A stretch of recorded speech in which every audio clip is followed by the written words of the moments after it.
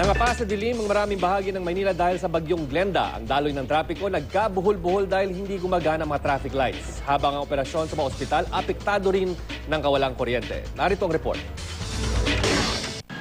Kanya-kanyang kapa ang mga tsuper na dumaraan sa bahaging ito ng Marikina.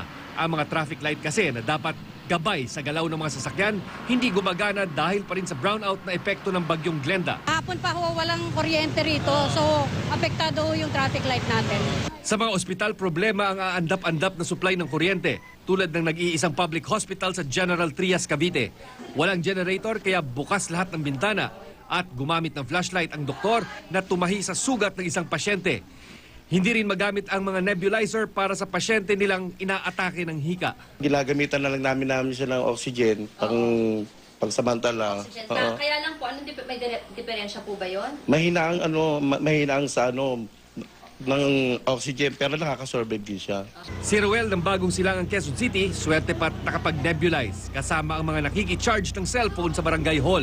Hanggang magkailaw po, dito lang po kasi maya-maya po ako inika eh. Pati mga butika, dumidiskarte sa gitna ng kawalan ng kuryente.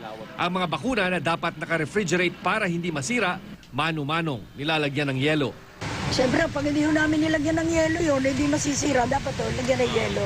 Kaya bumibili kami ng yelo habang walang kuryente.